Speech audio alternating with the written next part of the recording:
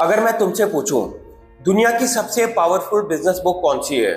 Rich dad poor dad, the psychology of money, 0 to 1, शायद। लेकिन क्या हो अगर मैं कहूं कि एक ऐसी बुक है जो 5000 साल पुरानी है, जिसमें लीडरशिप है, स्ट्रैटेजी है, नेगोशिएशन है, ब्रांडिंग है, टीम बिल्डिंग है, पावर पॉलिटिक्स है, रिस्क मैनेजमेंट है और बिजनेस के ऑलमोस्ट हर प्रिंसिपल का रियल लाइफ एग्जाम्पल है। उस बुक का नाम है महाभारत। ज्यादातर लोग महाभारत को सिर्फ एक रिलीजियस स्टोरी समझते हैं, लेकिन अगर आप ध्यान से देखो तो महाभारत एक्चुअली पावर, लीडरशिप और डिसीजन मेकिंग की मास्टर क्लास है। और आज के इस वीडियो में हम महाभारत से 9 ऐसे बिजनेस लेसन सीखेंगे जो आज भी स्टार्टअप्स, एंटरप्रेन्योर्स और कॉर्पोरेट लीडर्स पर अप्लाई होते हैं। और वीडियो का लास्ट लेसन शायद सबसे इंपॉर्टेंट होगा, क्योंकि वही लेसन कौरवों की बर्बादी का कारण बना था और आज भी वही मिस्टेक कंपनीज को डिस्ट्रॉय कर रही है। आपसे रिक्वेस्ट है कि इस वीडियो को एंड तक देखना। चलो शुरू करते हैं। Lesson 1, network is greater than talent. चलो एक सिंपल सवाल, कौरवों के पास क्या नहीं था? आर्मी थी, रिसोर्सेस थे, पावर थी, इन्फ्लुएंस था, पैसा था, फिर भी वो हारे क्यों? क्योंकि पांडवों के पास कृष्ण थे। अब कृष्ण सिर्फ एक वॉरियर नहीं थे, कृष्ण नेटवर्क थे, इन्फ्लुएंस थे, स्ट्रैटेजी थे, इंटेलिजेंस थे। बिजनेस लैंग्वेज में बोलूं तो कृष्ण एक हाई वैल्यू स्ट्रेटेजिक एडवाइजर थे। और हिस्ट्री बार बार एक चीज प्रूव करती है, टैलेंट इंपॉर्टेंट है लेकिन राइट रिलेशनशिप्स उससे भी ज्यादा इंपॉर्टेंट है। कई फाउंडर्स ब्रिलियंट होते हैं लेकिन नेटवर्क वीक होता है, और कई एवरेज फाउंडर्स राइट मेंटर्स और राइट कनेक्शंस की वजह से एक्स्ट्राऑर्डिनरी रिजल्ट्स क्रिएट कर देते हैं। पांडवों की विक्ट्री हमें बताती है कि बिजनेस में कभी भी सिर्फ प्रोडक्ट पर फोकस मत करो, रिलेशनशिप्स पर भी फोकस करो, क्योंकि कई बार डोर्स टैलेंट नहीं कनेक्शंस ओपन करते हैं। Lesson 2, choose advisers carefully. Mahabharat में एक इंटरेस्टिंग सीन आता है। जब वॉर स्टार्ट होने वाली थी तब दुर्योधन और अर्जुन दोनों कृष्ण के पास जाते हैं। कृष्ण चॉइस देते हैं, एक साइड मेरी पूरी आर्मी, दूसरी साइड मैं खुद, लेकिन बिना वेपन के। दुर्योधन इंस्टेंटली आर्मी चूज करता है, अर्जुन कृष्ण को चूज करता है। और यही डिफरेंस था, दुर्योधन रिसोर्सेज देख रहा था, अर्जुन विजडम देख रहा था। बिजनेस में भी लोग सेम मिस्टेक करते हैं, वो इन्वेस्टमेंट ढूंढते हैं लेकिन मेंटर नहीं, वो मनी ढूंढते हैं लेकिन गाइडेंस नहीं। रियलिटी ये है कि गलत डिसीजन करोड़ों रुपए जला सकता है और एक सही एडवाइजर करोड़ों कमा सकता है। इसलिए एंटरप्रेन्योर की ग्रोथ का एक सीक्रेट है एडवाइजर की क्वालिटी। जैसा एडवाइजर वैसे डिसीजन, जैसे डिसीजन वैसे result. Lesson 3, ego destroys empires. Duryodhan intelligent था, पावरफुल था, इन्फ्लुएंशियल था, लेकिन उसकी सबसे बड़ी वीकनेस क्या थी? ईगो। उसका ईगो इतना बड़ा हो गया था कि वो रियलिटी देख ही नहीं पा रहा था। भीष्म समझते रहे, विदुर समझते रहे, कृष्ण समझते रहे, लेकिन ईगो ने उसकी हियरिंग बंद कर दी। और बिजनेस वर्ल्ड में भी ये बहुत कॉमन है। कंपनी ग्रो करती है, फाउंडर सक्सेसफुल हो जाता है, लेकिन धीरे धीरे फीडबैक सुनना बंद कर देता है। उसे लगता है कि मैं हमेशा सही हूँ। यही पॉइंट डाउनफॉल की बिगनिंग होता है। कोडैक, नोकिया, ब्लॉकबस्टर, हर जायंट कंपनी की स्टोरी में एक कॉमन पैटर्न मिलेगा। सक्सेस के बाद एरोगेंस और एरोगेंस के बाद डिक्लाइन। महाभारत हमें याद दिलाती है आपकी सबसे बड़ी स्ट्रेंथ ही कभी कभी आपकी बिगेस्ट वीकनेस बन सकती है। Lesson 4, always think long term. Duryodhan को क्या चाहिए था? Immediate victory, immediate control, immediate satisfaction. Pandav क्या कर रहे थे? वो लॉन्ग टर्म गेम खेल रहे थे। युधिष्ठिर रिपीटेडली पीस प्रेफर करते हैं, नेगोशिएशन प्रेफर करते हैं, पेशेंस दिखाते हैं, क्योंकि उनका फोकस शॉर्ट टर्म ईगो नहीं, लॉन्ग टर्म आउटकम था। बिजनेस में भी 2 टाइप के लोग होते हैं, एक फास्ट प्रॉफिट चेज करते हैं, दूसरे लॉन्ग टर्म वैल्यू क्रिएट करते हैं। क्विक प्रॉफिट एक्साइटिंग लगता है, लॉन्ग टर्म वैल्यू बोरिंग लगती है, लेकिन अल्टीमेटली विनर्स यूजुअली वही होते हैं जो लॉन्ग टर्म सोचते हैं। अमेज़न ने सालों तक प्रॉफिट सैक्रिफाइस किया क्योंकि फोकस लॉन्ग टर्म डोमिनेंस पर था, और आज रिजल्ट सबके सामने है। महाभारत का लेसन सिंपल है, हर डिसीजन लेने से पहले पूछो क्या ये मुझे आज बेनिफिट देगा या 10 साल बाद भी। Lesson 5, team matters more than individual stars. कौरवों के पास भीष्म थे, द्रोणाचार्य थे, कर्ण था, अश्वत्थामा था, वर्ल्ड क्लास टैलेंट, फिर भी हार गए। पांडवों के पास कंपैरेटिवली कम रिसोर्सेज थे, तो डिफरेंस क्या था? Unity, alignment, shared mission. Business में भी ये कॉमन मिस्टेक है। लोग सुपरस्टार एम्प्लॉयज हायर करना चाहते हैं लेकिन कल्चर बिल्ड नहीं करते, टीम अलाइनमेंट बिल्ड नहीं करते। Result internal conflict, politics, ego clashes और इवेंचुअली फेलियर। एक एवरेज टीम जो अलाइंड हो वो कई बार सुपरस्टार इंडिविजुअल्स की टीम को हरा सकती है। महाभारत में पांडव इसी प्रिंसिपल का एग्जाम्पल है। उनका मिशन क्लियर था, डायरेक्शन क्लियर थी, ट्रस्ट क्लियर था और इसी वजह से वो स्ट्रॉन्गर बन गए। Lesson 6, loyalty is powerful but blind loyalty is dangerous. Mahabharat का सबसे ट्रेजिक कैरेक्टर कौन था? बहुत से लोग कहेंगे कर्ण।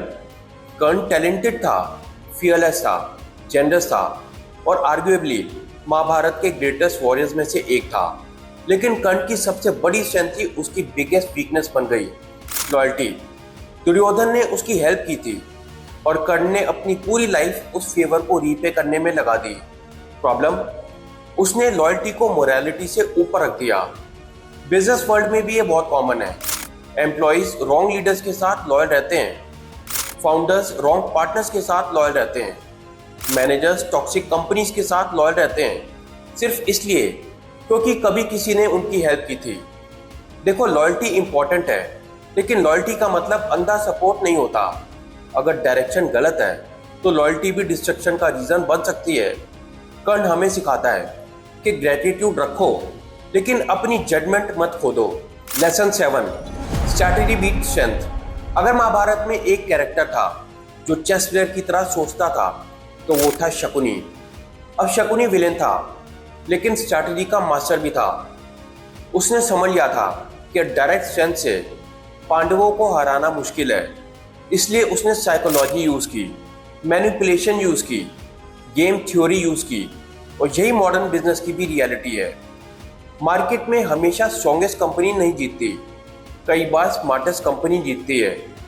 नेटफ्लिक्स ने ब्लॉकबस्टर को स्ट्रैटेजी से हराया, उबर ने ट्रेडिशनल टैक्सी इंडस्ट्री को स्ट्रैटेजी से चैलेंज किया, एप्पल ने टेक्नोलॉजी के साथ ब्रांडिंग को कंबाइन किया। लेसन सिंपल है, सिर्फ हार्ड वर्क काफ़ी नहीं है, सिर्फ टैलेंट काफ़ी नहीं है, आपको स्ट्रैटेजी भी चाहिए। क्योंकि बैटलफील्ड हो या marketplace, without strategy strength waste हो जाती है। Lesson 8, always keep a Vidur in your team. Mahabharat में विदुर एक इंटरेस्टिंग कैरेक्टर थे। उनके पास कोई आर्मी नहीं थी, पावर नहीं थी, किंगडम नहीं था, लेकिन विजडम था और सबसे इंपॉर्टेंट सच बोलने की हिम्मत थी। जब पूरी सभा दुर्योधन को सपोर्ट कर रही थी तब भी विदुर सच बोल रहे थे। अब बिजनेस वर्ल्ड में एक डेंजरस प्रॉब्लम होती है। सक्सेस के बाद लीडर्स के आसपास यसमैन जमा हो जाते हैं, सब अग्री करते हैं, सब प्रेस करते हैं, सब खुश रखते हैं और धीरे धीरे रियलिटी गायब हो जाती है।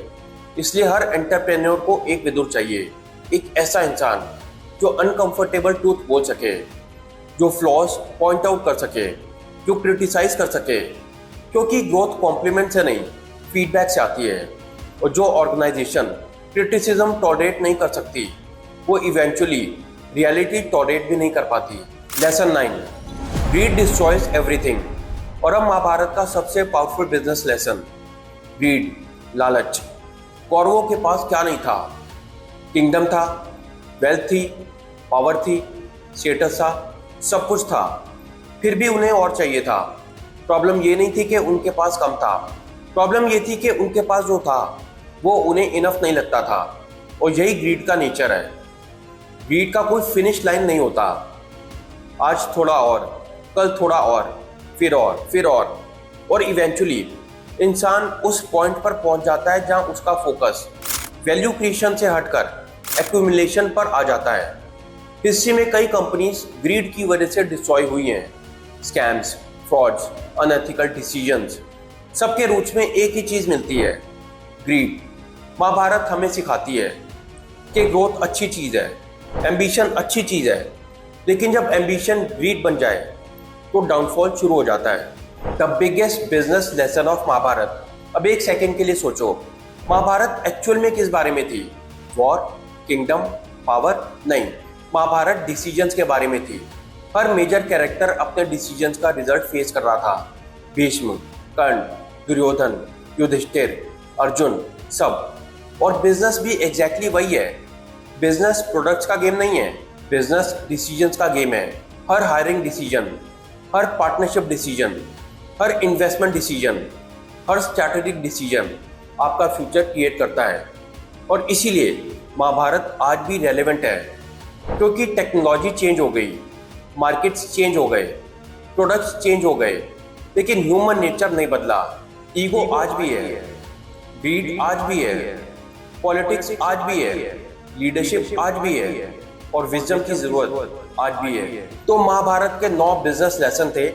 Network is greater than talent, choose advisers carefully, ego destroys empires, think long term, team matters more than individual stars, loyalty should never replace judgement, strategy beats strength, always keep a wither in your team, greed destroys everything. अगर महाभारत को सिर्फ एक religious story की तरह पढ़ा जाए तो आप एक कहानी देखोगे, लेकिन अगर उसे लीडरशिप और बिजनेस के लेंस से देखा जाए तो आप एक MBA प्रोग्राम देखोगे। एक ऐसा MBA जो 5000 साल से टेस्ट हो रहा है। और शायद महाभारत का सबसे बड़ा लेसन ये है कि बिजनेस में सक्सेस पाना डिफिकल्ट नहीं है, सक्सेस को हैंडल करना डिफिकल्ट है। क्योंकि टैलेंट से ग्रोथ मिलती है, लेकिन विजडम से लॉन्गेविटी मिलती है। और बिना विजडम के हर एम्पायर इवेंचुअली गिरता है। वैसे आपका फेवरेट महाभारत कैरेक्टर कौन है और उससे आपने क्या लेसन सीखा? कमेंट्स में जरूर बताना। वीडियो पसंद आया तो इसे लाइक करें, शेयर करें और चैनल को सब्सक्राइब करें। मिलते हैं मेरे नेक्स्ट वीडियो में, तब तक अपना ख्याल रखें।